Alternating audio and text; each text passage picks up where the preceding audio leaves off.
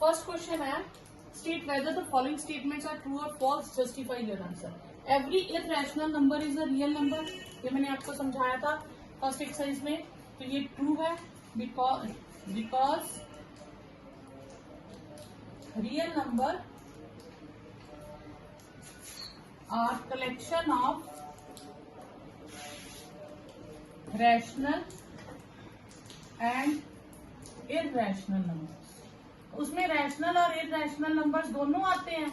तो every irrational number is a real number. फिर every point on the number line is in the form of root M और M is a natural number.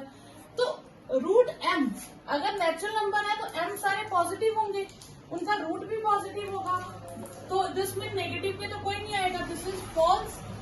Every point on number line can't be in the form of root M because negative integers, negative numbers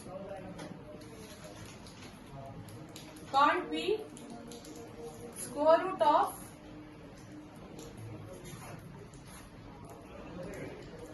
any natural number. किसी भी natural number का हम square root करेंगे तो कभी भी negative नहीं आएगा और नंबर लाइन पे नेगेटिव भी होते हैं. तो every real number is irrational. False, क्योंकि हर रियल नंबर इररेशनल नहीं होता. तो आप यही लिख लीजिए because real number are the collection of rational and irrational number. Spiral method में सबसे पहले हम करेंगे रूट 2. आप लिख नहीं सकते. हम क्या करेंगे, हम एक नंबर लाइन बनाएंगे. ठीक है. अब इस नंबर लाइन पे आप अपनी तरीके से कुछ भी मेजरमेंट ले सकते हो. आप एक मेजरमेंट ले लो. सपोज करो हमने इतनी लाइन मेजर की है. दिस इज 5 सेंटीमीटर या 3 सेंटीमीटर, कुछ भी लाइन मेजर कर ली. ओ ए. ठीक है. ये जितना भी आपने यूनिट रखा है, 2 सेंटीमीटर रख सकते हो, 3 रख सकते हो, कुछ भी रख सकते हो. अब यहाँ से प्रॉपर, अब ये आप कंपास से भी 90 डिग्री बना सकते हो, प्रोटेक्टर से भी 90 डिग्री बना सकते हो. तो आपने प्रोटेक्टर से 90 डिग्री बनाया. जैसे आपने ये लाइन रखी हमने नियर अबाउट 5 मिनट. ठीक है. अब हमने यहाँ से कंपास से हमें 90 डिग्री बनाना आता है. हमने एक लाइन ड्रॉ कर दी 90 डिग्री की, थोड़ी लंबी लाइन ड्रॉ कर दी. अब हमने जितना ये यूनिट मेजर किया था उतना ही हमने यहाँ पे हमने मेजरमेंट कर लिया. सेम मेजरमेंट और आग लगा देंगे. ठीक है. इसे हमने नाम दे देना डी. यानी कि जितना ओ ए है उतना ही ओ बी है और इसे हम 1 यूनिट कहेंगे. 1 यूनिट में हम 5 सेंटीमीटर 2, 3 जितना चाहे वो रख सकते हैं. फिर हम ज्वाइन कर देंगे ओ बी को. तो ओ बी की जो डायमेंशन होगी, जितनी भी लेंथ होगी, दैट इज रूट 2. अब ओ बी को हम कंपास ओ पे रखेंगे, बी तक ओपन करेंगे और उतनी ही आर्क, जितना ये रेडियस होगा उतनी ही आर्क हम नीचे ले आएंगे और ये यहाँ कट कर देंगे. तो ओ बी, ओ सी और ओ बी दोनों सेम है. ओ बी की वैल्यू कितनी होगी, रूट 2. यानी कि ओ सी और ओ बी दोनों कितने हैं, रूट 2. अब इसे आपने शो करना हो तो आप इसे 1 यूनिट लिखोगे, इसे 1 यूनिट लिखोगे. आप लिखोगे ओ ए था हमारे पास 1 यूनिट, ओ ए बी भी है हमारे पास 1 unit. By Pythagoras theorem PGT. ठीक है. हाइपोटेन्यूज कॉर्ड ये होता है, आपने ये जहां पे 90 बनता है उसके सामने वाली लाइन को कहते हैं हाइपोटेन्यूज. ये हो गया हमारे पास बेस और ये हो गया परपेंडिकुलर. तो पाइथागोरस थ्योरम कहती है hypotenuse square is perpendicular square plus base square.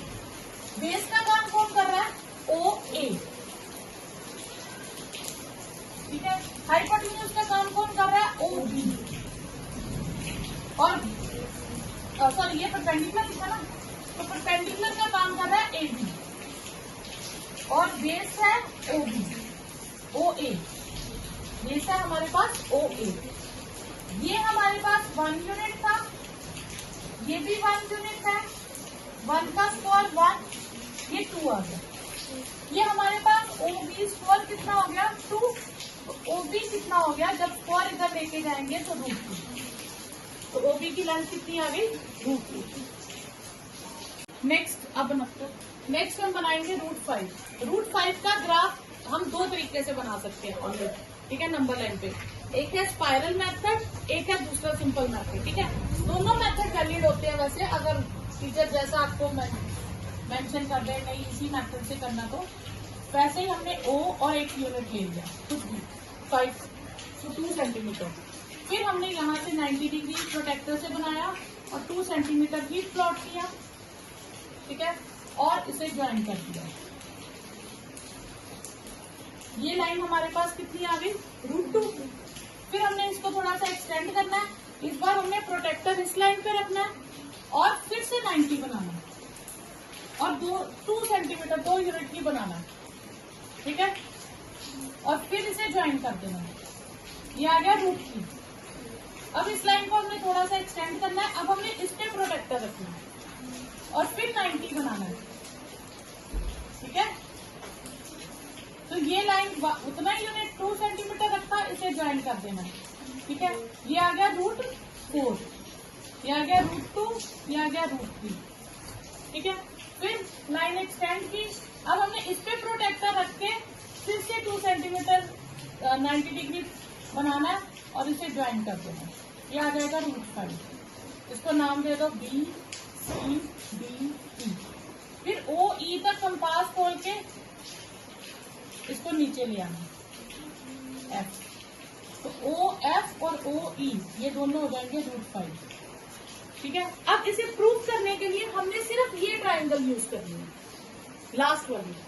तो फिर इन ट्राइंगल OED, ठीक है। इस बार हम लेंगे ये ट्राइंगल, ठीक है, OEODE, ठीक है। ये √4 है, ये बेस का काम करेगा, ये परपेंडिकुलर या इसको बेस मान लो इसको परपेंडिकुलर मान लो, वो कोई फर्क नहीं है, ठीक है। ये √4 हो गया आपके पास, इसको बेस मान लो इसको परपेंडिकुलर मान लो, कोई फर्क नहीं। अब बेस है हमारे पास OD जो है √4, फिर परपेंडिकुलर है DE वो है 1 यूनिट और हाइपोटेन्यूज आपके पास है OE बाय PGT, ठीक है। Hypotenuse square is perpendicular square plus base square, perpendicular है 1, बेस है √4, ये कट के आ गया 1 + 4 5। हाइपोटेन्यूज हमारे पास था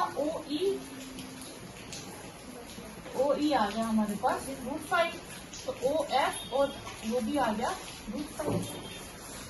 नेक्स्ट है √5। इसको एक और मेथड से बना सकते हैं। कुछ ऐसे स्पेशल नंबर हैं जो दो नंबर्स के स्क्वायर्स के इक्वल है।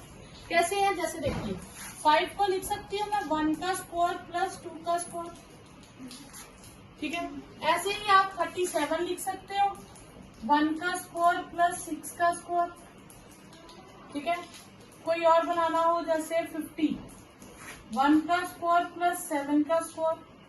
जिस नंबर को हम दो नंबर्स के स्क्वायर्स के टोटल में लिख सकते हैं उसका स्क्वायर रूट बनाना बहुत इजी है। अब पेपर में आ जाता है √37 बनाओ, आप कहोगे मैम 37 स्पाइरल बनाते बनाते तो पेपर में एक ही क्वेश्चन होगा, नहीं। आपने देखना है जब भी टीचर ने ऐसा क्वेश्चन दिया होगा जो बहुत लार्ज नंबर है वो दो नंबर्स के परफेक्ट स्क्वायर के इक्वल होगा, ठीक है। जैसे अब आप ले सकते हो सपोज √5 ही लेना है, तो ये 1 और 2 हो गया, तो एक को आप बेस मान लो और एक को परपेंडिकुलर मान लो, ठीक है। तो आप क्या लिखोगे, आप जो नंबर लाइन पे बनाओगे पहले आप एक लाइन ड्रॉ कर लो। ओ बेस कितना रखना है आपने 2 सेंटीमीटर रखना है, 1-2 सेंटीमीटर बेस रख लिया, ठीक है। फिर यहां से 90 बनाया, ठीक है, और 1 सेंटीमीटर हमने परपेंडिकुलर रखना, ठीक है। फिर हमने इसे ज्वाइन कर दिया, तो ये हो गया 2 यूनिट और ये हो गया 1 यूनिट। 2 सेंटीमीटर नीचे और 1 सेंटीमीटर ऊपर, और ये हो गया B। अब इसका हमने इतना रेडियस लेके नीचे ले आना, ठीक है। तो OB हमारे पास हाइपोटेन्यूज क्या हो गया हमारे पास OB, बेस क्या हो गया OA, परपेंडिकुलर क्या हो गया AB, ठीक है। तो थोड़ा सा इसको बड़ा करके बना देती हूँ आपको। सपोज करो नंबर लाइन है हमारे पास मैंने 2 यूनिट्स ले लिए, 1 यूनिट 2 यूनिट, ठीक है। यहाँ पे 90 डिग्री बनाया, एक लाइन 1 यूनिट, जितना ये यूनिट था उतना ही इसको कट कर दिया, फिर इसे ज्वाइन कर दिया, ठीक है। तो बाय पीजीटी ये 2 यूनिट थे और ये 1 यूनिट था, तो हाइपोटेन्यूज स्क्वायर क्या आ जाएगा, perpendicular square plus base square, 1 square plus 2 square, OB square, OB square is 1 plus 4, OB is 5 and OB आ जाएगा आपके पास